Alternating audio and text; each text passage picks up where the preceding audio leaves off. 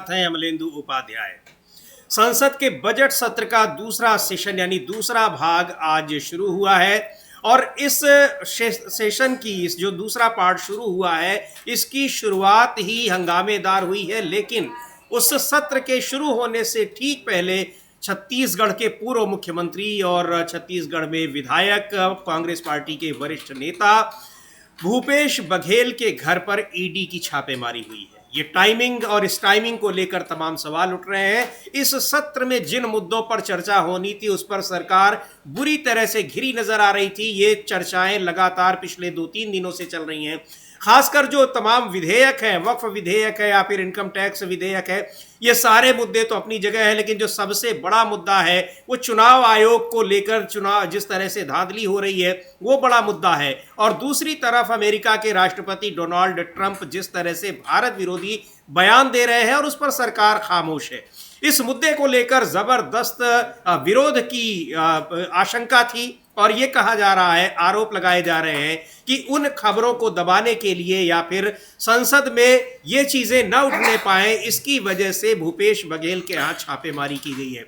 लेकिन जब 11 बजे संसद की कार्यवाही शुरू हुई तो इसको लेकर तमाम मुद्दों पर चर्चा की मांग हुई, सरकार से जवाब देने की मांग हुई और आखिरकार लोकसभा को 12 बजे तक के लिए स्थगित करना पड़ा और वहीं पर राज्यसभा में विपक्षी सांसदों ने वॉकआउट किया। तो इस मुद्दे पर जबरदस्त सरकार घिरी हुई है। लेकिन इस सुबह सुबह आज खबर आई कि कुछ मामलों में, शराब घोटाले के मामले में, जिस पर सुप्रीम कोर्ट भी सरकार जो उस घोटाले को एक तरीके से खारिज कर चुका है, उस पर ईडी की छापेमारी हुई है कई जगहों पर भूपेश बघेल के घर पर और इसके अलावा कई और जगहों पर छापेमारी की यह घटना हुई है। इसको लेकर विपक्ष में जबरदस्त नाराजगी है और कहा जा रहा है कि ये छापेमारी किन वजहों से हो रही है ये सबको पता है, लेकिन इन वजहों से सरकार से जो सवाल पूछे जा रहे हैं वो सवाल पूछने बंद नहीं होंगे, चाहे वो सदन के भीतर सवाल पूछना हो या फिर सदन के बाहर सवाल पूछना हो। सुनते हैं कांग्रेस पार्टी के नेता पवन खेड़ा ने क्या कहा है और ईडी की छापेमारी को लेकर जांच एजेंसियों पर विपक्ष की कड़ी प्रतिक्रिया आई है। क्या प्रतिक्रियाएं हैं वो भी हम सुनाएंगे आपको, लेकिन पहले सुनते हैं पवन खेड़ा ने क्या कहा है जो भूपेश बघेल के ठिकानों पर, उनके घर पर और कुछ दूसरी जगहों पर छापेमारी की जो घटना हुई है। सुबह से आज 6:30 बजे से भिलाई में भूपेश बघेल जी के यहां ईडी की रेड हो रही है। कोई हैरानी की बात नहीं है, विपक्ष के यहां ईडी को ही भेजने का एक परंपरा भारतीय जनता पार्टी ने शुरू कर रखी है। यह रेड किस केस में है किसी को नहीं मालूम, क्यों हो रही है नहीं मालूम। आज से कुछ दिनों पहले कोर्ट ने सीबीआई का एक केस जो बघेल साहब के खिलाफ था उसको खारिज कर दिया था। कोई केस बघेल साहब के खिलाफ अभी नहीं है, लेकिन फिर भी आज ईडी की रेड उनके यहां हो रही है। हो सकता है आज संसद का सत्र शुरू हो रहा है, बीजेपी को जो चारों तरफ से घिरी हुई है उन्हें एक डिस्ट्रैक्शन चाहिए, ध्यान हटाना है, हेडलाइंस बदलनी है। ये उसी का एक षड्यंत्र बिल्कुल संभव है। यह भी हो सकता है कि क्योंकि भूपेश बघेल जी अब पंजाब में अपनी राजनीतिक गतिविधियां शुरू कर रहे हैं, प्रभारी बने हैं, तो उनको वहां डिस्टर्ब करने की कोशिश की जा रही हो। जो भी हो, भारतीय जनता पार्टी का एक अंग बनकर आज ईडी जिस तरह की काम कर रही है ये भूला नहीं जाएगा, हम भी याद रखेंगे। घटना जो हुई है और ईडी ने छापेमारी की है उसको लेकर प्रतिक्रियाएं आ रही हैं और सीधे तौर पर कहा जा रहा है कि इन छापेमारी की वजह सिर्फ यही है कि आज से जो संसद का सत्र शुरू हो रहा था उसमें सरकार घिरने ना पाए या सरकार के घिरने की आवाज दब जाए, उसकी वजह से ये किया जा रहा है। कई नेताओं ने प्रतिक्रिया दी है, लेकिन एक मुद्दा केवल यहाँ पर, कई सारे ऐसे मुद्दे हैं। मणिपुर का भी मुद्दा है और मणिपुर में अब राष्ट्रपति शासन लग गया है तो वहाँ का बजट भी पेश होना है। बहुत सारे मुद्दे हैं जिस पर सरकार घिरी हुई है, सरकार से जवाब मांगा जा रहा है। लेकिन इस समय जो सबसे बड़ा सवाल सरकार के सामने है, विदेश नीति पर जिस तरह से विफलता की शिकायतें विपक्ष कर रहा है और जवाब मांग रहा है कि डोनाल्ड ट्रंप बार बार भारत विरोधी बयान दे रहे हैं, सरकार क्यों खामोश है, उस खामोशी की वजह बताई जाए। तो इन सारे सवालों से बचने के लिए विपक्ष का आरोप है कि वो ईडी का सहारा एक बार फिर लेती दिखाई पड़ रही है। यानी अमलेंदु जी, ईडी की, सीबीआई की, इनकम टैक्स की, इन जांच एजेंसियों की जिस तरह से बार बार भद्द पिट रही है सुप्रीम कोर्ट में, बावजूद इसके इनकी कार्यशैली पर ऐसा लगता है कि कोई अभी बहुत प्रभाव नहीं पड़ा है। क्योंकि अगर ये जो टाइमिंग इस छापेमारी की है देखा जाए तो निश्चित तौर पर यह कहा जा सकता है कि यह सरकार के दबाव में की गई है, जो विपक्ष का आरोप है। हाँ बिल्कुल समीर जी, सरकार के दबाव में की गई है, विपक्ष का यही आरोप है। और पवन खेड़ा ने भी इस पे बात रही है, प्रमोद तिवारी ने भी बात रखी है, मणिक्कम टैगोर जो कांग्रेस के सांसद हैं उन्होंने तो बहुत सख्त शब्दों में कहा है कि ईडी जो है वो प्रधानमंत्री नरेंद्र मोदी और गृहमंत्री अमित शाह का पालतू कुत्ता बन गया है जी, ये शब्द उन्होंने इस्तेमाल किया है। और जिसको जब चाहते हैं वहाँ भेज देते हैं। तो ईडी को लेकर बहुत सारे सवाल जो है लगातार उठते रहे हैं, तो अब वो सवाल फिर उठ रहे हैं। और पवन खेड़ा का साफ कहना है कि चूंकि आज लोकसभा में तमाम मसले उठने थे तो इनसे ध्यान भटकाने के लिए ये इधर भेजा गया, और जिस मामले में भेजा गया उसको तो सुप्रीम कोर्ट केस खारिज कर चुका है। जी हाँ, शराब घोटाला जो बताया जाता है उसको सुप्रीम कोर्ट ही केस खारिज कर चुका है कि कोई केस बनता ही नहीं है, कोई केस है ही नहीं। तो उसी केस में जो ईडी को भेजा गया, तो ये एक तरीके से समीर जी कहा जा सकता है कि सुप्रीम कोर्ट के आदेश की अवमानना भी है इसमें, ईडी के अधिकारी फंस भी सकते हैं। लेकिन जब सरकार बचाने वाली है और जैसा कि कह रहे हैं मणिक्कम टैगोर ये पालतू कुत्ता है ईडी, तो अब ऐसे में अब क्या कहा जाए, तो कुछ भी कर सकती है ईडी, तो वो करने के लिए पहुंचे। लेकिन इसका मतलब समीर जी इससे एक झलक और मिलती है कि शायद सरकार काफी ज्यादा घिरी हुई नजर आती है, और इसीलिए अब ईडी का सहारा फिर लेना शुरू कर दिया गया। जी बिल्कुल। और भूपेश बघेल ने भी, चूंकि भूपेश बघेल अभी कांग्रेस पार्टी में उनको बड़ी जिम्मेदारी दी गई है, पंजाब का प्रभारी बनाया गया है, तो वहां पर छापेमारी की इस घटना को इससे जोड़कर देखा जा रहा है कि इस जो तमाम सरकार विरोधी बातें हैं, सरकार के खिलाफ जो आरोप लग रहे हैं, उन पर कोई नरमी बरते विपक्ष। लेकिन कहीं से भी ये लगता नहीं कि विपक्ष नरमी बरतने का कोई उसका इरादा है। भूपेश बघेल ने भी ट्वीट कर किया है और लिखा है कि ये सारी चीजें किस तरह से मकसद इनका साफ है, लेकिन हम झुकेंगे नहीं। लिख रहे हैं भूपेश बघेल कि 7 वर्षों से चले आ रहे झूठे केस को जब अदालत में बर्खास्त कर दिया गया, तो आज ईडी के मेहमानों ने पूर्व मुख्यमंत्री कांग्रेस महासचिव भूपेश बघेल के भिलाई निवास में आज सुबह प्रवेश किया है। अगर इस षड्यंत्र से कोई पंजाब में कांग्रेस को रोकने का प्रयास कर रहा है तो ये गलत फहमी है। ये भूपेश बघेल के ऑफिस की ओर से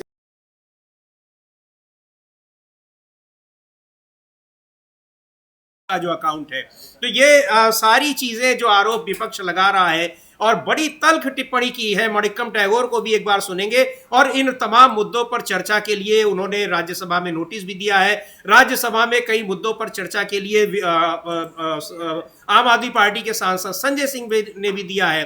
तो ये इस मुद्दे पर राजनीति गरमाई हुई है, विपक्ष से सवाल पूछे जा रहे हैं, चाहे वो मणिपुर का मामला हो, अमेरिका का मामला हो, चाहे वो परिसीमन का मामला हो। दक्षिण भारत के राज्यों में परिसीमन को लेकर एक जबरदस्त उनके भीतर एक आशंकाएं चल रही हैं कि उनकी सीटें कम करने की कोशिश की जा रही है, साजिश की जा रही है, उस पर भी चर्चा का नोटिस दिया गया है। इन तमाम मुद्दों पर सरकार घिरी हुई है, और उससे बचने के लिए विपक्ष का आरोप है कि सरकार ईडी का सहारा ले रही है और भूपेश बघेल के यहां छापेमारी की गई है। सुनते हैं मणिक्कम टैगोर क्या कह रहे हैं इस पूरे प्रकरण में।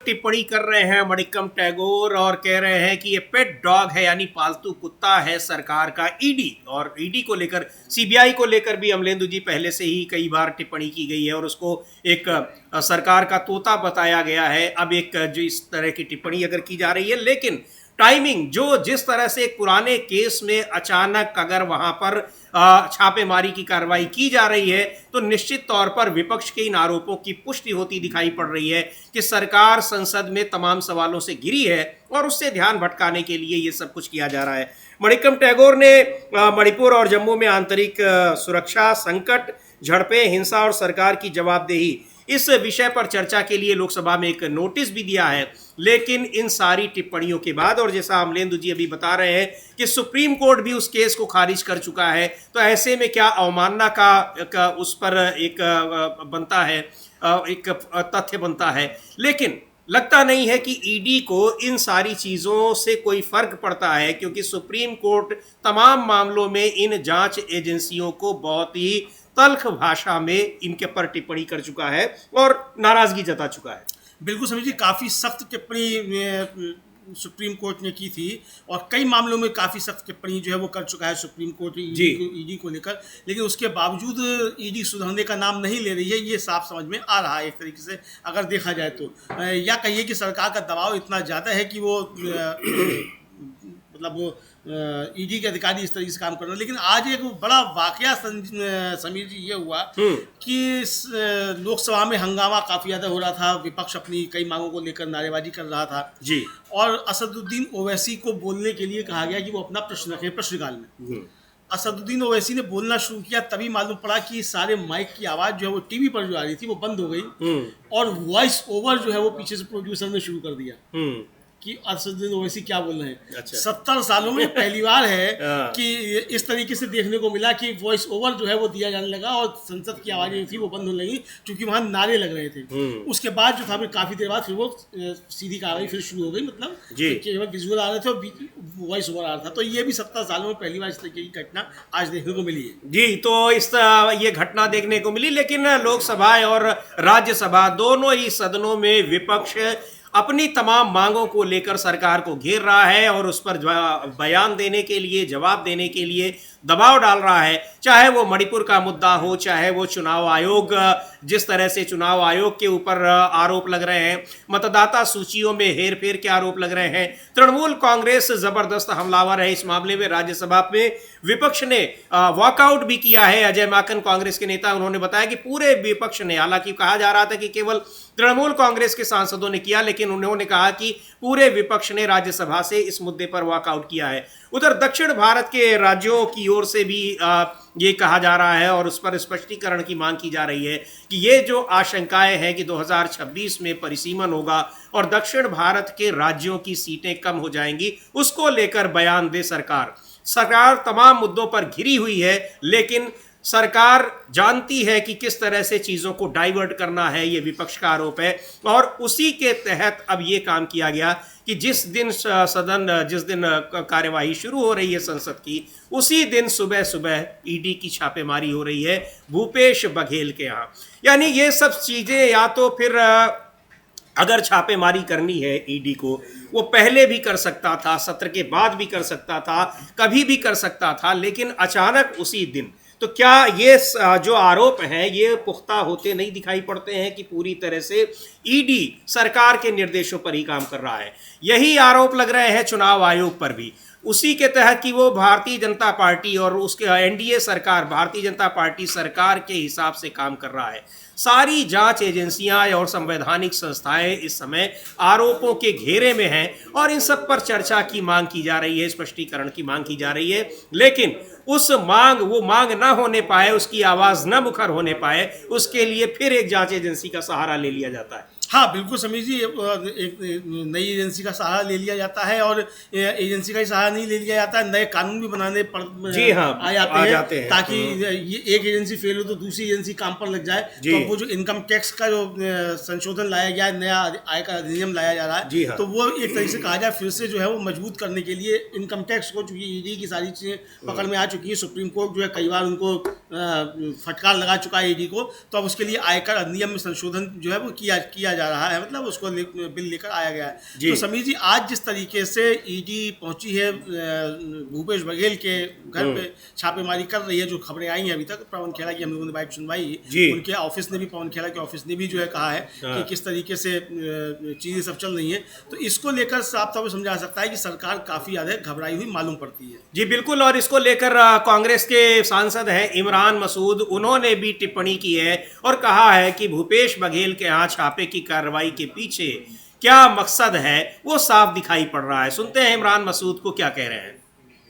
तो ये तमाम नेताओं के, संजय सिंह ने भी इस पर प्रतिक्रिया दी है और ये विपक्षी नेताओं का ये साफ तौर पर कहना है कि किसी भी जो आरोप सरकार पर लग रहे हैं उन आरोपों से घिरी हुई है, उसको जवाब न देना पड़े, उसको टालने की कोशिशें हो रही हैं। वो चाहे अभी कुछ दिन पहले जो तमाम विवाद उभर कर सामने आए हैं, वो औरंगजेब का मसला हो या फिर और मसले हों, वो सारी चीज़ें भी, वो सारे प्रकरण भी इसी वजह से किए जा रहे हैं कि ज़रूरी सवाल जो है वो छिपे रहे, उनका जवाब देने से सरकार बचती रहे। यह आरोप विपक्ष का है। इमरान मसूद को भी सुनते हैं क्या कहा है उन्होंने भूपेश बघेल के यहाँ छापेमारी को लेकर।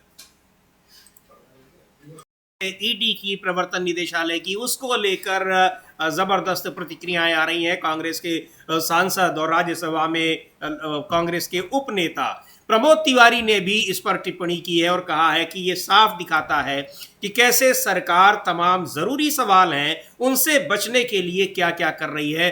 उन मुद्दों को उठाकर ले आती है, 7 साल 8 साल 10 साल पुराने मुद्दों को, जिनको सुप्रीम कोर्ट भी उनको डिसमिस कर चुका है, खारिज कर चुका है। सुनते हैं प्रमोद तिवारी को क्या कह रहे हैं।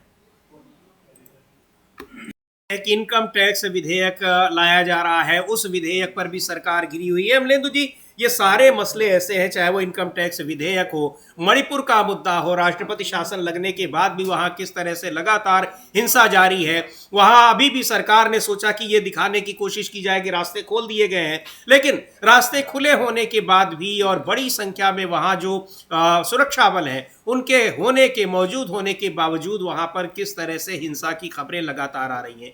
ये सारे मुद्दे ऐसे हैं जिन पर सरकार घिरी है, जवाब देने से वो बच रही है, इसमें कोई संदेह नहीं है। अब इन सारे सवालों के बीच ईडी की भी अब छापेमारी हो रही है, तो क्या इन सारे मुद्दों पर सरकार वास्तव में चर्चा से बच जाएगी? नहीं, बच तो नहीं जाएगी समीर जी, लेकिन ध्यान भटकाने की कोशिश तो जरूर करेंगे। जाहिर सी बात है कि ईडी का जब मामला है तो उसके बाद फिर अब बहस जो है वो ईडी पर भी होगी, हाँ, इसको लेकर, और सरकार की कोशिश होगी कि ईडी पर बहस करे, और विपक्ष की कोशिश होगी कि वो जो है बहस करे डोनाल्ड ट्रंप पर, वो बहस करे डिलिमिटेशन पर, उसकी बहस होगी त्रिभाषा मामूले पर, ये सारे मसले होंगे, किस तरीके से महंगाई बढ़ रही है, ये सारी चीजें होंगी। तो सरकार जो है एक तरीके से समीर जी वो बचने के रास्ते तो खोज रही है, लेकिन बच पाएगी नहीं बच पाएगी ये कहना बड़ा मुश्किल, चूंकि जिस तरीके से पवन खेड़ा ने कहा है कि हम ना डरे हैं ना डरेंगे, और हम समझते हैं कि ये किस लिए ध्यान भटकाने के लिए ये किया गया। आज ही ये भेजी गई जिस दिन सत्र शुरू हो रहा है, चूंकि सरकार लगातार घिरी हुई है, और इसलिए घिरी हुई है समीर जी कि डोनाल्ड ट्रंप ने जिस तरीके से खुलकर कहा कि उन्होंने भारत को बेनकाब कर दिया है, और नरेंद्र मोदी झुक गए, ये शब्द इस्तेमाल किया। तो ऐसे में विपक्ष हमलावर होता, और नरेंद्र मोदी का जो 56 इंच की छाती है और एक अकेले जो सब पर भारी है, उसको लेकर सवाल उठते, तो वो सवाल ना उठने पाए, इसके लिए जो है ये चिट लगाई गई है, ये किया गया है, ये समझ में आ रहा है। बिल्कुल, तो ये सारी चीजें इस वजह से की जा रही हैं कि उससे जो जरूरी सवाल हैं, और खासकर मौजूदा जो इस समय का जो सबसे बड़ा एक मसला है, मामला है, वो ये है कि अमेरिका के राष्ट्रपति डोनाल्ड ट्रंप जिस तरह से भारत विरोधी टिप्पणी कर रहे हैं, और सीधे तौर पर उन्होंने आरोप लगाया है कि प्रधानमंत्री झुक गए हैं, उनके दबाव में आकर टैरिफ रेट जो है वो कम करने पर राजी हो गए हैं। भारत की तरफ से अभी कोई प्रतिक्रिया भी नहीं दी जा रही है कि आखिर ये सही कह रहे हैं कि गलत कह रहे हैं, क्या वास्तव में भारत झुक गया है। इसको लेकर भी अभी 2 दिन पहले पवन खेड़ा ने प्रेस कॉन्फ्रेंस की थी, और बहुत ही तल्ख भाषा में उन्होंने सरकार से सवाल पूछा, प्रधानमंत्री मोदी से सवाल पूछा कि आखिर ऐसा क्या हो गया है कि प्रधानमंत्री खामोश है। उनकी खामोशी की वजह पूछी जा रही है, उस पर कोई जवाब नहीं दिया जा रहा है आधिकारिक तौर पर। और डोनाल्ड ट्रंप ये सारी बातें तब कह रहे थे जब वहां भारत के वाणिज्य मंत्री पीयूष गोयल मौजूद थे। तो ये सारी चीजें ऐसी हैं जिस पर सरकार वास्तव में, डोनाल्ड ट्रंप तो कह रहे हैं कि उन्होंने बेनकाब कर दिया, अब भारत में भी उनको बेनकाब करने की कोशिशें हो रही हैं, क्योंकि ये ऐसा मुद्दा है जो देश के हितों से जुड़ा हुआ है, देश के लोगों से जुड़ा हुआ है, देश के नागरिकों तक की इतनी एक अमानवीय तरीके से पहुंचाया गया है अमेरिका से भारत में। उन सारे मुद्दों पर सवाल पूछा जा रहा है, लेकिन जवाब कुछ नहीं मिल रहा है। और इन सारे जवाबों से बचने के लिए अब ईडी की मदद ली जा रही है, ईडी की छापेमारी हो रही है विपक्ष के नेताओं के यहाँ। तो ये आरोप है सरकार, ये विपक्ष के, और ये आरोप बिल्कुल सही साबित होते तब दिखाई पड़ते हैं जब उनकी टाइमिंग मैच करती है कि सरकार को जवाब कब देना है। हाँ बिल्कुल समीर जी, ये बहुत कुछ सोच समझकर जो है, और ये कहा भी पवन खेड़ा है कि ये जो है हेडलाइन मैनेजमेंट का हिस्सा है जी। भूपेश बघेल के यहाँ ईडी भेजा जाना हेडलाइन मैनेजमेंट का हिस्सा है, और ये हम जानते हैं कि ये हेडलाइन मैनेजमेंट किस तरीके से किया जा रहा है। तो उन्होंने कहा कि ना हम डरे हैं ना डरेंगे, और ना आप हमको रोक सकते हैं। उनके कार्यालय ने, भूपेश बघेल के कार्यालय ने जो कहा, उन्होंने कहा कि चूंकि भूपेश बघेल को इंचार्ज बनाया गया है कांग्रेस की तरफ से पंजाब का जी, और पंजाब काफी क्रूशियल स्टेट एक तरीके से समीर जी है। हाँ। तो वहाँ ये समझा जा रहा है कि मतलब जो भेजी गई है ईडी, तो उसके दो लक्ष्य हैं, एक तो भूपेश बघेल को हैरेस करना और ऐसे मसले में जिसको सुप्रीम कोर्ट पहले ही खत्म कर चुका है, केस ही खत्म कर चुका है, और दूसरा ये कि पंजाब की तरफ जो ध्यान ना दे पाए भूपेश बघेल, इसके लिए ये कांग्रेस का कहना है। जी बिल्कुल, कांग्रेस का ये कहना है और ये सारे मुद्दे ऐसे हैं जिस पर लगातार सरकार से सवाल पूछे जा रहे हैं। और अब ईडी की कार्रवाई अगर विपक्ष के नेताओं के घरों पर हो रही है तो इसको सीधे तौर पर इसी से जोड़ा जा रहा है, क्योंकि आज से संसद का सत्र शुरू हो रहा है और कई और मुद्दे भी हैं जिनसे सरकार बच रही है। चुनाव आयोग पर जिस तरह से धांधली के आरोप लग रहे हैं, पूरा विपक्ष राज्यसभा से वॉकआउट कर रहा है। आरोप लग रहे हैं कि मतदाता सूचियों में हेर फेर करके सरकार बीजेपी के पक्ष में चुनाव आयोग काम कर रहा है। सुनते हैं कपिल सिब्बल क्या कह रहे हैं, राज्यसभा सदस्य, और ये कह रहे हैं कि अगर चुनाव आयोग जैसी लोकतांत्रिक संस्थाएं सरकार के लिए काम करने लगेंगी तो फिर लोकतंत्र बचा कहां रहेगा। कपिल सिब्बल कह रहे हैं, मालूम है कि जमीन पर ग्राउंड पर क्या हो रहा है, लेकिन उसको सुनने को कोई तैयार नहीं है और ये आरोप अभी तक लगते ही रहे हैं। हालांकि चुनाव आयोग का जो मौजूदा मुख्य चुनाव आयुक्त हैं, उन्होंने ये शुरुआत जरूर की है कि वो शिकायतों को सुन रहे हैं, लेकिन कांग्रेस पार्टी ये कह चुकी है कि वो भी एक छलावा है। वो जिन चीज़ों को हम बताने की कोशिश कर रहे हैं उससे वो भी भागते नजर आ रहे हैं। तो ये भी एक बड़ा मुद्दा है जो चुनाव में मतदाता सूचियों में धांधली के आरोप हैं, उसको लेकर भी सरकार से सवाल पूछे जा रहे हैं। कपिल सिब्बल भी ये बात कह रहे हैं और तृणमूल कांग्रेस ने भी बड़े आरोप लगाए थे उससे पहले, दिल्ली चुनाव के समय, महाराष्ट्र में चुनाव के समय, हरियाणा में चुनाव के समय, इन सारे राज्यों की विधानसभा चुनाव से पहले इसी तरह के एक जैसे आरोप लग चुके हैं। लेकिन चुनाव आयोग का एक लाइन का जवाब होता है कि विपक्ष झूठ बोल रहा है। अमलेंदु जी, अब क्या इस विपक्ष झूठ बोल रहा है? विपक्ष को झूठा बताकर कितने दिनों तक पल्ला झाड़ेगा चुनाव आयोग? सुप्रीम कोर्ट तक भी ये मामला पहुंच चुका है। देखिए समीर जी, जब तक पल्ला झाड़ सकता है तब तक तो पल्ला झाड़ेगा ही। जाहिर सी बात है कि अब उसकी बहुत सी चीज़ें पकड़ में आने लगेंगी जी। और कांग्रेस ने और तृणमूल कांग्रेस ने, दोनों ने जिस तरीके से एक से कहा जाए कि बिल्कुल ग्रास रूट पर काम करके ये चीज़ें पकड़ी हैं। जी हाँ। सबसे पहले तो महाराष्ट्र में ये चीज़ें पकड़ ली गई और इसलिए कहा गया कि आप हमको हरियाणा की और महाराष्ट्र की वोटर लिस्ट दीजिए। और वो जब नहीं दी चुनाव आयोग ने, तब फिर राहुल गांधी ने प्रेस कॉन्फ्रेंस की और रणदीप सिंह सुरजेवाला जो हैं वो दिल्ली हाईकोर्ट गए कि 2009 से लेकर 2024 तक की मतदाता सूची हमको उपलब्ध कराई जाए, और ये चुनाव आयोग ने नहीं दी। अब चुनाव आयोग ने दी क्यों नहीं समझिए, अब इसको लेकर सवाल है, जबकि जो भी डाटा है वो सब कुछ चुनाव आयोग की वेबसाइट पर मौजूद है। और चुनाव आयोग की वेबसाइट पर जब मौजूद है तो आपको उसको डाउनलोड करके देने में आखिर समस्या क्या आ रही है? असली बात यही है कि जिस तरीके से एपिक नंबर पकड़े गए कि एक ही एपिक नंबर पे कई कई वोट हैं और अलग अलग जो है लोग उस पर मतदाता बने हुए हैं और वो फर्जी भी हैं, ये भी आया। और फर्जी वोटर कार्ड जो है बनाए गए हैं, फर्जी आधार कार्ड लिंक करके, और सब कुछ काम जो वो ऑनलाइन किया गया है। तो ये चीज़ पकड़ में आ जाएगी, चूंकि कांग्रेस ने कहा कि आप हमको एक्सेल शीट में ये आप हमको डाटा दीजिए जी, पूरी वोटर लिस्ट जो है। एक्सेल शीट में देने पर होता समीर जी ये है कि हम लोग पहले बता चुके हैं कि एक्सेल शीट में अगर वो डाटा आएगा तो एक्सेल शीट में आप डुप्लीकेसी पकड़ सकते हैं, क्योंकि आप एक क्वेरी चलाएंगे तो डुप्लीकेट निकाल कर दे देगा कि कितने इसमें डुप्लीकेट हैं जी। एक ही मोबाइल नंबर से कितने जुड़े हुए हैं फोन, ये नंबर जो है एक ही एपिक कार्ड पे कितने हैं, एक मतदाता कितने राज्यों में बना हुआ है, कितनी कॉन्स्टिट्यूंसी में बना हुआ है, ये सारी चीजें उससे निकल कर आ जाएंगी। अब चुनाव आयोग जो पीडीएफ फाइल देता है, पीडीएफ फाइल भी इनक्रिप्टेड होती है, इस तरीके से इनक्रिप्ट होती है कि आप उसमें क्वेरी चलाकर नहीं देख सकते जी। तो यही जो था वो कांग्रेस की डिमांड थी। गुरदीप सिंह सप्पल का हमने ट्वीट किया था, वो हमने बताया भी था पहले कि उनकी यही मांग थी कि आप हमको ये एक्सेल शीट में आप दीजिए कि किस तरीके से आप इसको हम ताकि इसका मिलान कर सकें।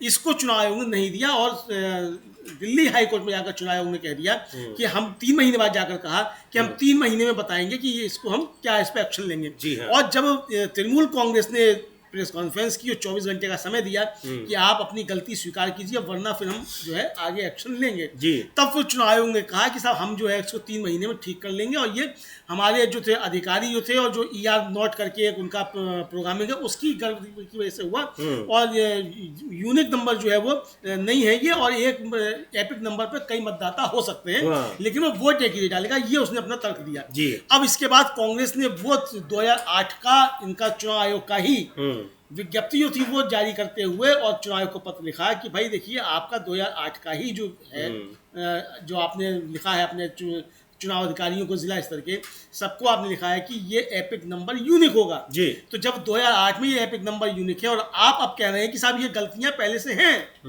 तो कैसे है ये पहले से गलतियां? तो आप बताइए आपका 2008 का जो आपका ऑफिशियल ऑर्डर है वो सही है या आप जो विज्ञप्ति जारी कर रहे हैं वो सही है जी। तो कपिल सिब्बल इसी को लेकर सवाल कर रहे हैं, कहने की जमीन पे क्या चल रहा है सबको मालूम है और अगर इसी तरीके का होगा चुनाव आयोग ये करता रहेगा, इस तरह की धांधियां होती रहेंगी तो फिर लोकतंत्र काहे का है। बिल्कुल। और समीर जी ये बिल्कुल बात सही है, चुनाव आयोग के खिलाफ शिकायतें जब सुप्रीम कोर्ट पहुंची तो कई पीठ ऐसी थी जिन्होंने बिना सुने हुए ही याचिकाएं खारिज कर दी और कि ईवीएम में गड़बड़ी नहीं है क्या नहीं है, और जबकि ईवीएम की गड़बड़ियां खुद जो थी जब जस्टिस संजीव खन्ना और जस्टिस दीपांकर दत्ता की बेंच सुनवाई कर रही थी और चुनाव आयोग के अधिकारी को बुलाकर उन्होंने पूछा कि आप किस तरीके से करते हैं सारा इसका हमको फंक्शन समझाइए मशीनों का, तो जो चीजें वहां चुनाव आयोग के अधिकारी ने बताई उसमें आया कि बहुत सारी गड़बड़ियां ईवीएम मशीनों के जरिए भी हो सकती जी।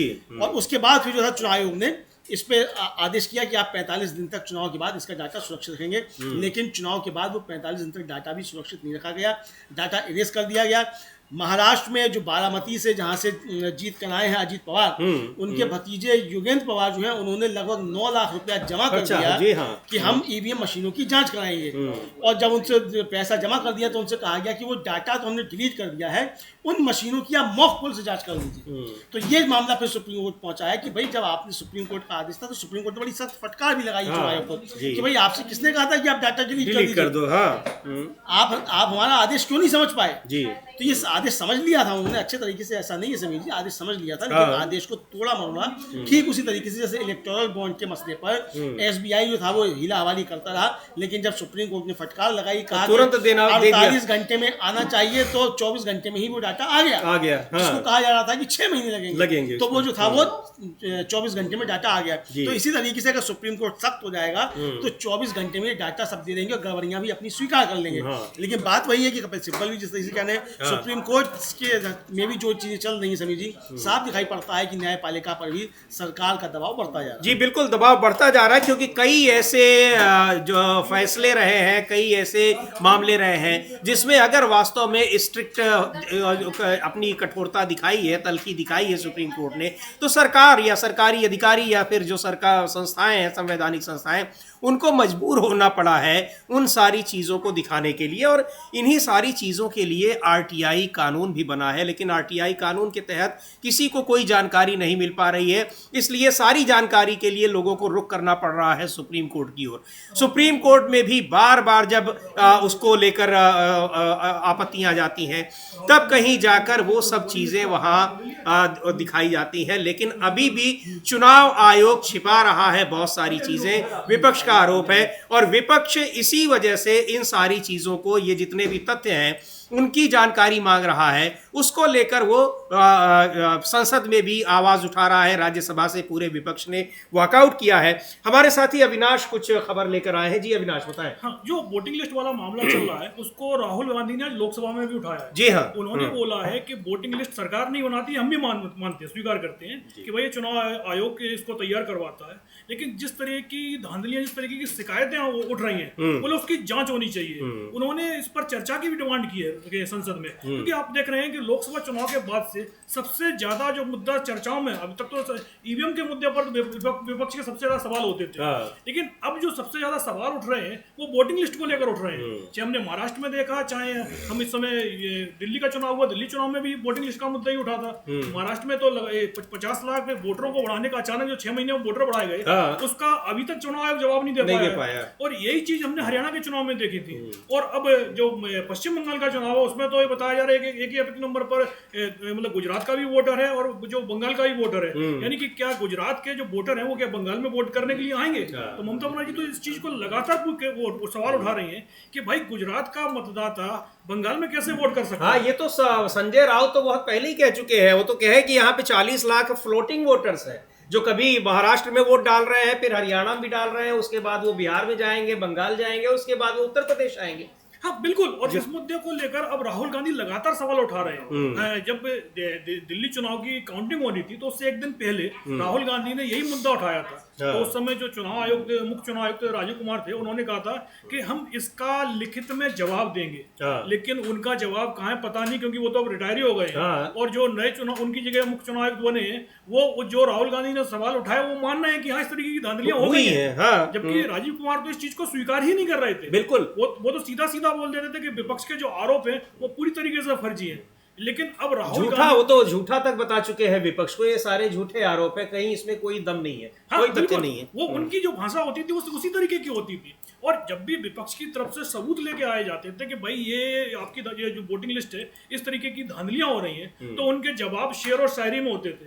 वो सबूतों के अपने तथ्यों के आधार पर नहीं काटते थे उसके, बस खाली एक लाइन बोल देते थे कि विपक्ष के जो आरोप थे वो बेबुनियाद है, जिस तरीके से आप बोलेंगे झूठे आरोप है। तो अब लेकिन अब जब से मुख्य चुनाव ज्ञानेश कुमार जब से मुख्य चुनाव आयुक्त बने और वो लगातार इस चीज को स्वीकार कर रहे हैं कि कुछ ना कुछ गड़बड़ियां हुई हैं। अब जाहिर सी बात है, अब चुनाव आयोग तो एकदम से तो बोल नहीं देंगे सभी कुछ फर्जी चल रहा था, लेकिन जिस तरीके से उनका कहना है कि 3 महीने बाद हम बता पाएंगे कि वोटिंग लिस्ट हम दे पा रहे हैं कि नहीं दे पा रहे हैं, तो जाहिर सी बात है कि धांधली छोटी मोटी धांधली नहीं है, ये काफी व्यापक पैमाने पर धांधली हुई है। जो पकड़ में आ गया है वो तो पकड़ में आ गया है, लेकिन जब उस पूरी वोटिंग लिस्ट को रिवाइव किया जाएगा तो पता चलेगा कि जिस तरीके के आरोप संजय राउत बोल रहे हैं कि 40 लाख वोटर इधर से उधर हो रहे हैं, कि वो 40 लाख वोटर हैं कि 70 लाख वोटर हैं। बिल्कुल। तो ये धांधली तो अभी जब सामने आएगी, जब कोई तथ्य नहीं दिए हैं तब ये पकड़ में आई है, और चुनाव आयोग भी कह रहा है कि हाँ धांधली हुई है, लेकिन सही बात है। और ये लग रहा है कि राहुल गांधी इस समय लोकसभा में बोल रहे हैं। एक बार रुख करते हैं हम लोग लोकसभा का, वहाँ क्या चल रहा है। बहुत सारे मुद्दे हैं जिन पर विपक्ष ने घेर रखा है सरकार को। राहुल गांधी को सुनते हैं क्या कह रहे हैं वो।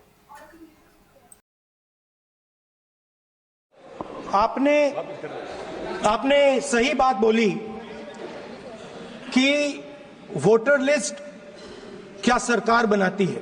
मैंने नहीं बोला, नहीं, आपने बोला क्या, और आपने सही बोला कि सरकार वोटर लिस्ट नहीं बनाती है। मगर पूरे देश में वोटर लिस्ट पर सवाल उठ रहे हैं, हर स्टेट में, हर ऑपोजिशन के स्टेट में, और महाराष्ट्र में black and white voter list पे सवाल उठे हैं। तो पूरा ऑपोजिशन मिलकर सिर्फ ये बोलने दीजिए, पूरा ऑपोजिशन सिर्फ मिलकर ये कह रहा है कि वोटर लिस्ट पे यहां पे एक डिस्कशन हो जाए। ओके। आप बनाते नहीं हो, इसको हम एक्सेप्ट कर रहे हैं, आप डिस्कशन तो कीजिए। मामले पर कम से कम चर्चा तो हो जाए संसद में, ये एक छोटी सी मांग है विपक्ष की, लेकिन उस मांग के लिए इतनी मेहनत करनी पड़ रही है, और वो मांग ना होने पाए, उसके लिए संसद न चलने पाए, उसके लिए छापेमारी की जा रही है। बड़ा आरोप लगा रहे हैं, मांग छोटी है लेकिन आरोप बहुत बड़े लग रहे हैं सरकार पर भी और संसद को चलाने वालों पर भी, यानी स्पीकर पर भी और राज्यसभा में सभापति पर भी। अमलेदु जी। हाँ बिल्कुल, देखिए समीर जी, जबरदस्त आरोप लग रहे हैं। और जो अपने स्पीकर साहब हैं, हाँ। तो उन्होंने पूछा कि क्या सरकार बनाती है, यानी कि आप चर्चा नहीं कराने देना चाहते कि सरकार कराती है क्या। तो सरकार की तरफ से आप ही बोल दे रहे हैं सारी बातें। बोलते हैं तो सरकार को भी अपना पक्ष रखने दो भाई। सरकार में कोई गूंगे बैठे लोग थोड़ी बैठे हुए जी। हैं। समझदार मंत्री हैं, पढ़े लिखे तो होंगे, कम से कम मंत्री बनाए गए। बेशक मोदी जी से कम पढ़े लिखे होंगे, लेकिन पढ़े लिखे तो होंगे ना। तो अगर मोदी जी से कम पढ़े लिखे भी तो उनको अपनी बात तो रखने दीजिए। मंत्रियों को, जो संबंधित मंत्री होंगे, या तो आप उनको अपनी बात नहीं रखने दे रहे हैं। अध्यक्ष महोदय जो खुद ही सारी बात सरकार की तरफ से खुद ही रख दे रहे हैं। तो राहुल गांधी ने ये कहा कि नहीं, आपने कहा कि क्या सरकार बनाती है, तो हम भी कह रहे हैं, हम भी जानते हैं कि सरकार नहीं बनाती है, लेकिन आप चर्चा तो होने दीजिए इस पर। पूरा विपक्ष यही मांग कर रहा है कि इस पर चर्चा होने दीजिए। आप चर्चा नहीं होने देना चाहते। और समीर जी, अब ये बात साफ समझ में आ रही है कि इस पर चर्चा ना होने पाए, इसीलिए आज भूपेश बघेल के यहाँ छापेमारी हो रही है। ये जो है साफ समझ में आ रहा है, और विपक्ष का यही आरोप है। जी बिल्कुल। तो ये सारी बातें ना होने पाए, चुनाव में किस तरह से धांधली हो रही है उसकी मांग ना होने पाए, चुनाव आयोग पर जो आरोप लग रहे हैं, मतदाता सूचियों में कैसे हेरफेर हो रहा है, लाखों की संख्या में नए मतदाता जोड़ दिए जा रहे हैं, और वही मतदाता अलग अलग राज्यों में जाकर वोट डाल रहे हैं जिनका कुछ अता पता ही नहीं है। ये विपक्ष के आरोप है, और विपक्ष के ये आरोप तमाम तथ्यों पर आधारित है, वो उनके सबूत दे रहा है, लेकिन न तो चुनाव आयोग सुन रहा है और न ही संसद में ये बात रखने का मौका मिल रहा है विपक्ष को। राहुल गांधी ने वही बात कही कि हमको कम से कम उस पर चर्चा तो हो जाए, हम जो बात कह रहे हैं चुनाव आयोग नहीं सुन रहा है, तो आखिर वो क्यों नहीं होना चाहिए, और जब उसकी चर्चा नहीं होगी तो फिर लोकतंत्र लोकतंत्र किस तरह के किस बात का है। यही बात अभी कपिल सिब्बल ने भी कही। राज्यसभा से विपक्ष को वॉकआउट करना पड़ा, लेकिन अब यह देखना होगा कि इस पर चर्चा स्वीकार करते हैं स्पीकर या नहीं करते हैं। लेकिन ये एक बड़ा मुद्दा है जिस पर चुनाव आयोग गिरा है, लेकिन चुनाव आयोग पर आरोप यही लग रहे हैं कि वो सरकार के कहने पर काम कर रहा है, सरकार के मनमाफिक काम कर रहा है, सरकार के हिसाब से काम कर रहा है। तो ये बड़ा मुद्दा है, चूंकि चुनाव आयोग के ऊपर एक बड़ी जिम्मेदारी है देश की पूरी चुनावी व्यवस्था को देखने की, और चुनाव के जरिए ही सरकारें बनती हैं, बिगड़ती हैं। तो अगर चुनाव आयोग अपनी भूमिका को ठीक से नहीं निभाएगा तो फिर लोकतंत्र क्या रह जाएगा। यही बात कही थी कपिल सिब्बल ने। एक बार फिर सुनते हैं, राज्यसभा सदस्य है, बहुत बड़े वकील हैं, सुप्रीम कोर्ट के केंद्रीय मंत्री रह चुके हैं, क्या कह रहे हैं वो चुनाव आयोग के बारे में। बड़े आरोप लगा रहे हैं, कोई नई बात नहीं कह रहे हैं कपिल सिब्बल, लेकिन बड़ी बात ये कह रहे हैं कि इतनी सारी धांधली भी क्या कहें कि अंधेरगर्दी है कि 2 कमरों में रहने वाले लोगों में 50-50, 60-60 लोगों के वोट बन जा रहे हैं। ये कैसे संभव है, और ये अगर संभव है तो बताएं कि कहाँ पे कैसे है। एक बिल्डिंग में 7,000-8,000 वोटर वहाँ बना दिए जाते हैं। लेकिन जो बड़ी बात कह रहे हैं कि इन सारी चीज़ों को सुनने वाला कोई नहीं है, न तो वो चुनाव आयोग सुन रहा है, न सरकार सुन रही है, संसद में कहने की अनुमति नहीं मिल रही है, और सुप्रीम कोर्ट में भी उस पर कोई एक जो प्रॉपर तरीके से बात होनी चाहिए वो नहीं हो पा रही है। उसका भी कोई ऐसा फैसला नहीं आ पा रहा है, या उसकी भी जो एक सख्ती होनी चाहिए वो नहीं दिखाई पड़ रही है। हाँ बिल्कुल समीर जी, सख्ती दिखाई नहीं पड़ रही है, और चुनाव आयोग को लेकर बहुत सारे सवाल हैं। और कपिल सिब्बल कह रहे हैं कि हमें तो वर्षों से इस पर संदेह है, आज की बात नहीं है। और ये भी कह रहे हैं कि कोई नई बात नहीं, ग्राउंड पे सबको पता है, कोई आश्चर्यजनक बात नहीं है, बिल्कुल कोई आश्चर्यजनक बात कोई नहीं है, एक्सक्लूसिव बात हो ये। हाँ बिल्कुल। और इसको लेकर ना चुनाव आयोग सुन रहा है, ना इसको लेकर अदालतें सुन रही हैं, ना सुप्रीम कोर्ट सुन रहा है। ये सबसे ज्यादा महत्वपूर्ण बात है समीर जी। और जैसा कि मैंने पहले भी कहा कि ये साफ दिखाई पड़ता है कि न्यायपालिका पर भी सरकार का दबाव बढ़ता चला जा रहा है जी, ये साफ तौर पे समझ में आता है। अब आप बताइए कि जो धर्मस्थल विधेयक है उस पर सुनवाई होनी है, हाँ। और सरकार उस पर अपना जवाब ही दाखिल नहीं कर रही है। इंतजार कर रही है कि संजीव खन्ना जो है वो चीफ जस्टिस के पद से रिटायर हो जाए, तब उस पर कुछ किया जाए। तो यानी ये टालने की कोशिश हो रही है। सरकार अपना जवाब नहीं दे रही तो सुप्रीम कोर्ट अपना फैसला सुनाए, और वरना बुला के फटकार लगाए सॉलिसिटर जनरल की कि इसमें आप अपना हलफनामा 24 घंटे में दाखिल कीजिए, वरना एक्शन लेंगे आपके खिलाफ हम। तो सुप्रीम कोर्ट की तरफ से ये जो ढिलाई बढ़ती जा रही है। और समीर जी दूसरी बात ये कि आज ही एक जो है वो कोलकाता हाई कोर्ट में जस्टिस सौमित्र बाग जी, उनको बना दिया गया है सुप्रीम कोर्ट का जज। केंद्र सरकार ने नोटिफिकेशन जारी कर दिया, उनको क्लियर कर दिया है मतलब।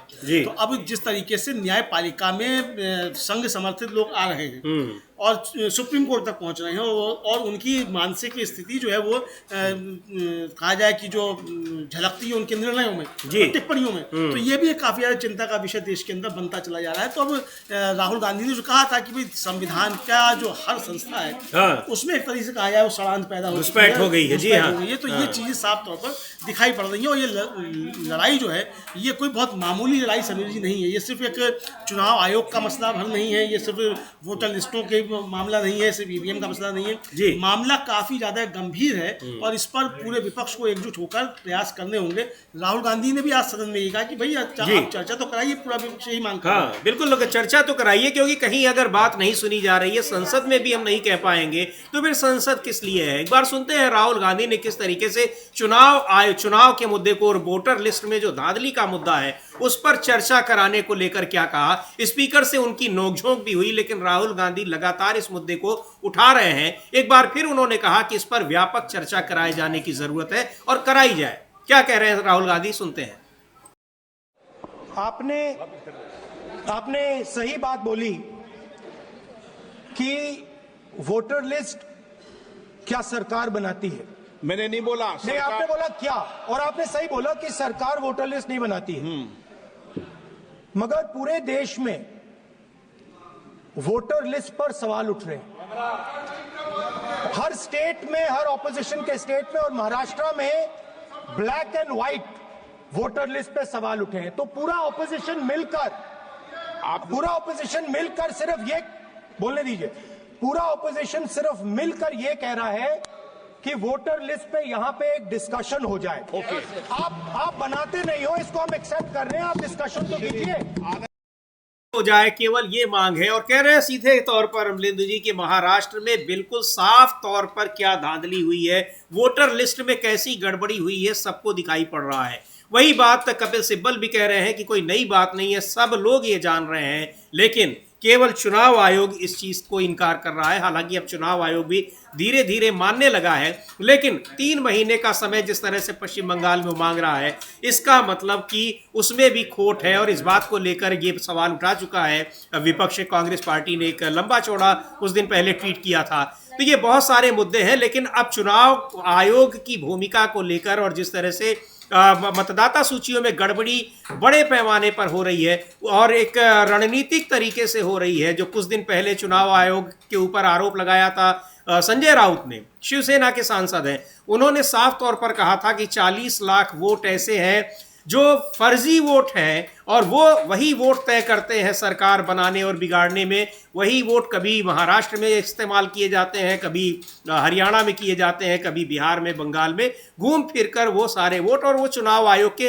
अपने वोटर हैं जो एक ही पार्टी को वोट डालते हैं। हाँ, आरोपी बड़ा आरोप लगाया, बड़ा आरोप है समीर जी। और आम आदमी पार्टी के जो सांसद संजय सिंह, उन्होंने भी यही आरोप लगाया है अभी।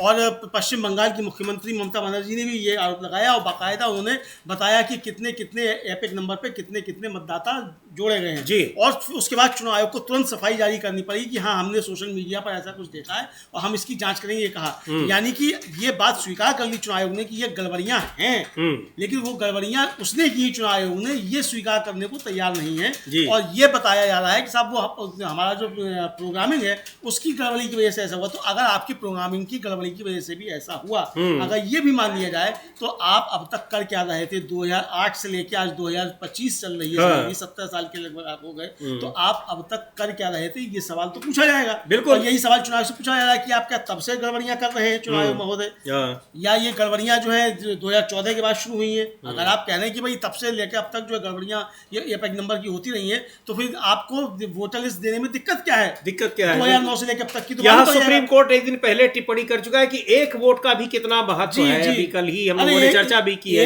एक वोट से सरकार गिर जाती है। वाजपेयी सरकार नहीं चला पाए थे और यहाँ 40 लाख 50 लाख वोट है और आप उनको लगातार गड़बड़ियों के आरोप लग रहे हैं, आप भी मान रहे हैं। उनकी सूची सही करने में आपको दिक्कत क्या है? हाँ, बिल्कुल, उनकी सूची सही करने में दिक्कत क्या है, और यही आरोप जो है वो संजय सिंह भी लगा रहे हैं। और वो कह रहे हैं कि चुनाव आयोग, केंद्र सरकार जो है वो मिलकर सरकारी मशीनरी का दुरुपयोग करके फर्जी मतदाता बनवा रहे हैं। महाराष्ट्र, हरियाणा और दिल्ली में उन्होंने ऐसा किया और अब बंगाल में भी यही शुरू कर दिया है।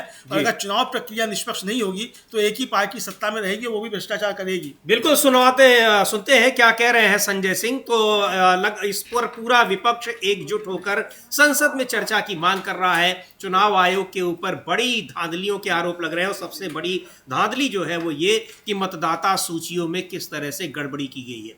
आम आदमी पार्टी के सांसद हैं संजय सिंह, सुनते हैं क्या कह रहे हैं। सूचियों में गड़बड़ी होती रहेगी तो फिर एक ही पार्टी सरकार में आएगी और वो जो चाहे वो करती रहेगी। और जैसा कि आरोप लग रहा है कि वही हो भी रहा है कि बार बार अगर सरकार बन रही है किसी पार्टी की। और ये आरोप अमलेंदु जी, केंद्र सरकार जो लोकसभा चुनाव हुए उसमें भी आरोप लगे थे। हालांकि उसमें पूरी तरह से ये कहा गया कि सफल नहीं रहा चुनाव आयोग सरकार के हिसाब से काम करने में। लेकिन अगर वास्तव में चुनाव फेयर तरीके से हुआ होता तो कम से कम 70-80 सीटें सत्तारूढ़ पार्टी की कम होती। हाँ, बिल्कुल, ये कहा जा रहा है। और एक वो संस्था की रिपोर्ट भी आई थी जी, ट्रांसपेरेंसी कुछ करके संस्था है, वो क्या वॉइस ऑफ डेमोक्रेसी शायद नाम है उसका, कि 79 सीट्स पर जो है वो गड़बड़ियाँ की गई हैं और उसमें भारतीय जनता पार्टी को जबरदस्ती चुनाव जितवाया गया। ये उस संस्था का आरोप था। प्रेस क्लब में प्रेस कॉन्फ्रेंस करके ये बताया भी था। और लगातार समीर जी ये बात उठ रही थी कि आखिर भारतीय जनता पार्टी को लोगों ने वोट दिए नहीं तो सरकार बन कहाँ से गई? जी हाँ, ये सवाल उठते रहे। तो ये चूंकि समीर जी सारे राज्यों में एक साथ उस समय लोकसभा का चुनाव था, तो ये 40 लाख मतदाता घूम फूल कर ज्यादा नहीं जा पाए, तो इसलिए जो है वो लोकसभा में कम ही रह गई। वरना अगर इसी तरीके से टुकड़ों में चुनाव होते लोकसभा के भी, जिस तरीके से विधानसभा के चुनाव कराए जा रहे हैं 6-6 महीने पे 2-2 विधानसभाओं के, तो यही 40 लाख मतदाता मोदी जी को 400 पार करवा देते और फिर संविधान बदल दिया जाता और वोटिंग खत्म कर दी जाती, तो जो मकसद था उसमें कामयाब हो जाते। लेकिन चूंकि वो एक साथ चुनाव था, जी। इसलिए भारतीय जनता पार्टी गड़बड़ी नहीं कर पाई। ये समझ में आ रहा है जो विपक्ष के आरोप हैं उनके मद्देनजर। बिल्कुल, तो ये सारे आरोप, चूंकि विपक्ष है, उन सारे जो आरोप लगा रहा है उसके पास उनके प्रमाण है, एविडेंस है, दस्तावेज है, लेकिन सुनने को कोई तैयार नहीं है। पर अब इस मुद्दे पर आखिरकार अब लगता है कि ये चर्चा को शायद स्पीकर तैयार हो जाए, जिस तरह से राहुल गांधी ने आज कहा है कि आखिर हम अपनी इस बात को कहां कहें। लेकिन क्या लगता है कि स्पीकर तैयार होंगे, क्योंकि चर्चा के लिए बहुत सारे मुद्दे हैं। एक ये मुद्दा है जिस पर आज पूरे विपक्ष ने राज्यसभा से वॉकआउट भी किया, यानी मतदाता सूचियों में गड़बड़ी पर चर्चा की मांग को लेकर, और लोकसभा में उस पर राहुल गांधी ने भी बयान दिया। और कई मुद्दे हैं, मणिपुर का मुद्दा है, और सबसे बड़ा मुद्दा जिस तरह से अमेरिका के राष्ट्रपति डोनाल्ड ट्रंप भारत विरोधी बयान दे रहे हैं। कह रहे हैं कि भारत ने अमेरिका के दबाव में आकर टैरिफ रेट को कम करने का फैसला किया है, और भारत सरकार उस पर अब तक 3 दिन हो गए हैं कोई जवाब नहीं दे रही है। विपक्ष सरकार से पूछ रहा है, प्रधानमंत्री से पूछ रहा है कि आखिर क्यों जवाब इसका नहीं मिल रहा है। हाँ समीर जी, और जवाब मिल भी नहीं रहा है। विपक्ष पूछ रहा है और जवाब मिल नहीं रहा है। सरकार कोई जवाब नहीं दे रही है, और प्रधानमंत्री सदन में इस मसले पर उपस्थित भी नहीं है। और इसीलिए जो है ये आरोप लग रहा है कि ध्यान भटकाने के लिए जो प्रधानमंत्री नरेंद्र मोदी से सवाल नहीं पूछ लिया है, क्योंकि ट्रंप ने साफ साफ कहा कि नरेंद्र मोदी झुक गए। ये शब्द ट्रंप ने इस्तेमाल किया कि नरेंद्र मोदी झुक गए हैं और वो टैरिफ जो है कम करने को तैयार हो गए, ये भी कहा। और सरकार की तरफ से हमारी इसका कोई खंडन नहीं आया है कि नरेंद्र मोदी झुके नहीं है और टैरिफ कम नहीं किया जा रहा है। इस तरीके का कोई भी सरकार की तरफ से वक्तव्य कम से कम मैंने तो नहीं देखा समीर जी। आया हो तो हमें जानकारी नहीं आया है। जबकि हालांकि कुछ जगहों पे ये खबर चल रही कि सूत्रों के हवाले से कहा जा रहा है कि अमेरिका के दबाव में सरकार झुकी नहीं है। अब इसके लिए सूत्र की क्या जरूरत है? विदेश मंत्रालय खुद ही बयान जारी कर दे। विदेश मंत्रालय जवाब करे। और जिस तरीके से अभी जो कनाडा के नए राष्ट्रपति चुने गए हैं कार्नी जी, उन्होंने चुनते ही सबसे पहले ट्रंप को ही सीधा किया है। ट्रंप को ही सीधी धमकी दी है। कार्नी ने कहा कि झुकेगा नहीं कनाडा। तो भाई यहाँ भी कहना चाहिए ना 56 इंच की छाती वाले हमारे प्रधानमंत्री को कि ट्रंप साहब सुधर जाओ, वरना घर में उसके मारेंगे, सर्जिकल स्ट्राइक कर देंगे अगर इस तरह की बदतमीजियां करोगे जी, गलत बात बयानबाजी करोगे। मेरा नाम गलत तरीके से क्यों ले रहे हो? ये प्रधानमंत्री की तरफ से आना चाहिए ना कि प्रधानमंत्री कहें कि ट्रंप साहब आप जो है वो मेरे बारे में गलत बयानी क्यों कर रहे हैं, मैं आपके सामने क्यों झुकूंगा जी, मैं 140 करोड़ लोगों का प्रधानमंत्री हूं, मैं क्यों झुकूंगा? ये प्रधानमंत्री की तरफ से आना चाहिए। वो वक्तव्य अभी तक देखने सुनने को नहीं मिला। बिल्कुल, और यही सवाल अभी 2 दिन पहले पवन खेड़ा ने प्रेस कॉन्फ्रेंस की थी और ये सवाल पूछा था कि आखिर प्रधानमंत्री खामोश क्यों हैं, और सरकार को ये पता है कि निश्चित तौर पर ये सवाल संसद में भी पूछा जाएगा। और आज सुबह सुबह भूपेश बघेल जो छत्तीसगढ़ के पूर्व मुख्यमंत्री हैं, कांग्रेस पार्टी के वरिष्ठ नेता हैं, महासचिव हैं और पंजाब के प्रभारी हैं, उनके घर पर 7 साल पुराने एक मामले में ईडी की छापेमारी हो गई है। कहा जा रहा है, विपक्ष सीधे तौर पर आरोप लगा रहा है कि ये छापेमारी सिर्फ इसलिए हुई है ताकि सरकार से सवाल न पूछे और मुद्दों से भटकाया जा सके। भूपेश बघेल ने ट्वीट, उनके ऑफिस ने ट्वीट भी किया है सुबह सुबह कि आखिर इस पुराने मुद्दे को जिस पर सुप्रीम कोर्ट क्लीन चिट दे चुका है उसमें छापेमारी की आज ही जब सदन की शुरुआत हो रही है, सत्र शुरू हो रहा है, उस दिन क्या जरूरत पड़ गई। क्या लिख रहे हैं भूपेश बघेल, एक बार आपको दिखाते हैं उसको। और आरोप लगा रहा है विपक्ष इस समय, भूपेश बघेल के दफ्तर की ओर से जो ट्वीट आया है वो लिखा है उसमें कि 7 वर्षों से चले आ रहे झूठे केस को जब अदालत में बर्खास्त कर दिया गया तो आज ईडी के मेहमानों ने पूर्व मुख्यमंत्री कांग्रेस महासचिव भूपेश बघेल के भिलाई निवास में आज सुबह प्रवेश किया है। अगर इस षड्यंत्र से कोई पंजाब में कांग्रेस को रोकने का प्रयास कर रहा है तो ये गलत फहमी है। कार्यालय भूपेश बघेल तो ये कह रहे हैं कि पंजाब में जिस तरह से वहाँ पर वो प्रभारी उनको बनाया गया है, हाल ही में जिम्मेदारी दी गई है। हिंदू जी, ये भी एक बड़ा सवाल है, केवल क्या टारगेट पर भूपेश बघेल है या विपक्ष के किसी भी नेता के यहाँ ईडी की छापेमारी होनी थी, बड़े नेता के यहाँ, तो उसमें भूपेश बघेल मिले, और ताकि जो विपक्ष आरोप लगा रहा है कि ध्यान को डाइवर्ट किया जा सके लोगों का। ये जो सवाल पूछे जा रहे हैं, सोशल मीडिया पर भी चर्चा हो रही है, ये सारे सवाल कुछ देर के लिए रुक जाए। हाँ, कुछ देर के लिए रुक जाए समीर जी, लेकिन वो रुके तो नहीं सवाल। हाँ, तो ये ट्रिप भी जो एक तरीके से कहा जाए वो काम में नहीं आई कि भूपेश बघेल क्या भेज दी जाए ईडी, तो इससे से कुछ देर के लिए सवाल उठना रुक जाएंगे, लोगों का ध्यान इधर चला जाएगा। लेकिन चूंकि कांग्रेस समझ गई और पवन खेड़ा का वक्तव्य आ गया है तुरंत कि हम जानते हैं कि ये हेडलाइन मैनेजमेंट है, हाँ। तो इस हेडलाइन मैनेजमेंट के लिए किया है, लेकिन ना कांग्रेस डरी है ना डरेंगे जी। तो इसलिए हम ये सवाल उठाते रहेंगे, जो सवाल उठाने संसद में वो पूरी तरीके से उठाएंगे। और इसको उठाया भी गया है। आज राहुल गांधी खड़े हुए और उन्होंने कहा कि भाई चर्चा कराइए, जब इस पर मांग उठ रही है तो चर्चा कराए क्यों नहीं रहे जी। ये उन्होंने साफ तौर पर कहा है। तो बिल्कुल ये साफ तौर पर कहा है और इसको लेकर विपक्ष कहीं से भी पीछे नहीं हट रहा है। और जिस तरह से चुनाव आयोग में धांधली हो रही है उस पर विपक्ष हमलावर है, उस पर भी चर्चा की मांग आज उठाई। और राहुल गांधी ने कहा कि आखिर चर्चा कराने में क्या दिक्कत है, जब हम लोग चाहते हैं, पूरा विपक्ष वो शिकायत कर रहा है, सबको पता है, तो आखिर उस पर चर्चा क्यों नहीं की जा सकती? क्योंकि चुनाव आयोग बात को नहीं सुन रहा है, इसलिए हम चाहते हैं कि उस पर चर्चा हो। तो बहुत सारे मुद्दों पर चर्चा होनी है। संसद में सरकार गिरी हुई है और सरकार चाह रही है कि जो तमाम विधेयक लंबित पड़े हैं वो उनको किसी तरह से पास कराए, लेकिन वक्फ विधेयक जैसे वक्फ संशोधन विधेयक जैसे भी विधेयक हैं जिसमें सरकार को दिक्कतें आ सकती हैं और सरकार की सहयोगी पार्टियां भी उसमें सरकार का साथ देती नहीं दिख रही हैं। यहां तक कि अमलेंदु जी, चुनाव आयोग का भी जो मामला है वो सरकार की सहयोगी पार्टियां उस पर भी उसके साथ नहीं है, क्योंकि कब पता कि वो बीजेपी के साथ रहें या ना रहें, उसका नुकसान तो पूरी व्यवस्था को होना है। बीजेपी अभी कर रही है और उसको इसका फायदा हो रहा है, लेकिन उसमें जो भेदभाव हो रहा है या जो उनके अपने मतदाता प्रभावित हो रहे हैं वो उनकी पार्टियों के भी हो रहे हैं, चाहे वक्फ विधेयक का मामला हो, चाहे चुनाव आयोग का मामला हो।